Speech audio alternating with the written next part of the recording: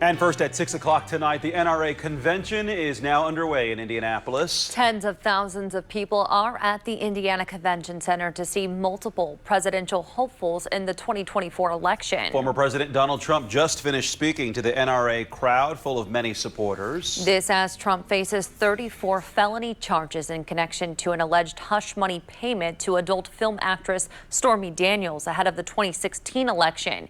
He addressed this and what he is still calling election interference. They want to weaponize and interfere with our elections through the use of the DOJ, the FBI, and local attorney generals and district attorneys. That's happening to me, but we're doing very well, thank you.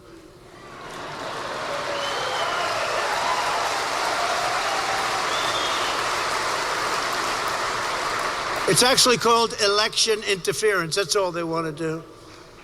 I'll tell you what, if I weren't running, which isn't going to happen, or if I was doing badly in the polls, and we're not going to let that happen either. We're killing them in the polls. Are you seeing the numbers? Moving now to another issue. Back in 2022, Indiana adopted a law that allows Hoosiers to carry a handgun in public without a permit. And at the NRA convention this afternoon, former Vice President Mike Pence credited laws like this to the Supreme Court of the United States. And this last June, that conservative majority on the Supreme Court recognized the constitutional right to self-defense exists not just inside the home, but outside the home as well. And I'm incredibly proud to say the majority in the Bruen decision included all three of the Supreme Court justices that our administration appointed to the highest court in the land. The Bruen decision in the Supreme Court that Pence referenced lifted many state restrictions on the public carrying of weapons and is part of the reason Indiana was able to implement a law where someone can carry a gun without a permit.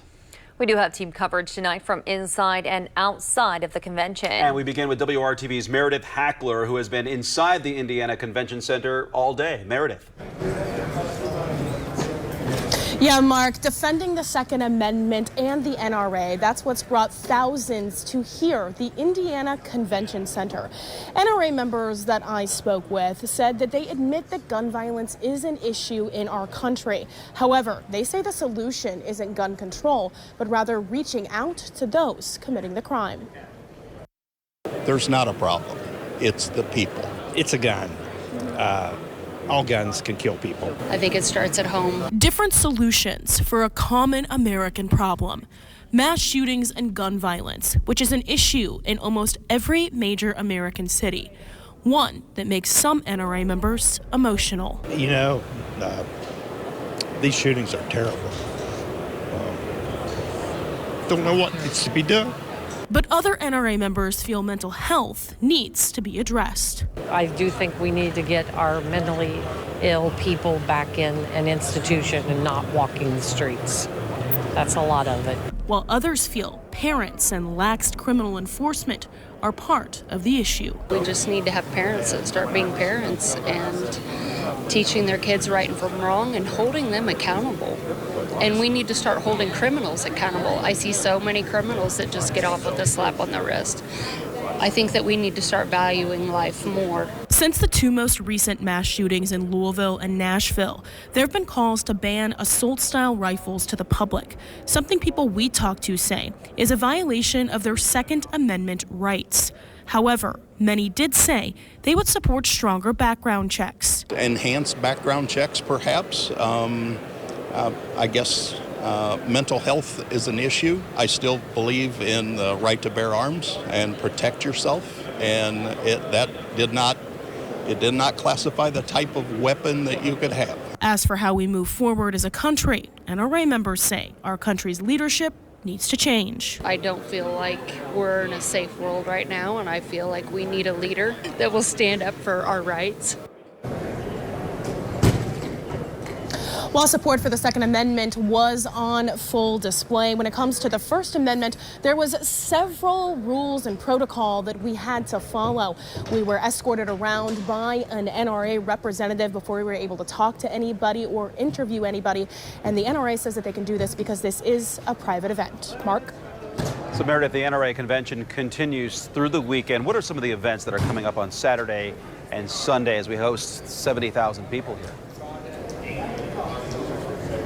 Yeah, absolutely, Mark. There are tons of things for people to do. This does last until Sunday. There's a prayer breakfast as well as several seminars that people can attend. Now, NRA members do get in. If you aren't an NRA member, though, you can become one at the entrance of the convention. Mark? Our Meredith Hackler live for us downtown. We now go outside of the convention center to our Nico Panisi, where a small group of protesters have been stationed outside. Nico. Yes, Mark, I'm here on Capitol Avenue, just outside of the Indiana Convention Center, where attendees are beginning to filter out. The convention is also drawing folks from across the nation to protest. There isn't a large presence here right now, but we did get a chance to speak to some of those stragglers who say they're not letting their small numbers bother them. We spoke to Dr. David Lehman, who was born and raised in Indiana and has been living in Denver, Colorado for the past few years. He's back in the Hoosier State today to protest the convention and offer his professional medical expertise to the public. He says he's diagnosing the convention attendees with, quote, the blood of children on their hands. We asked him what the cure is for that. He tells us it's restricting access to these potentially deadly weapons. I think that people ought to have a certain amount of gun safety training. I think they ought to be able to pass a background check. I think that if they have been assumed to be a threat to a family member, the red flags ought to go up, and those people should not have access to a gun. Dr. Lehman says children are dying in places that should be safe: schools, malls, and in their own homes.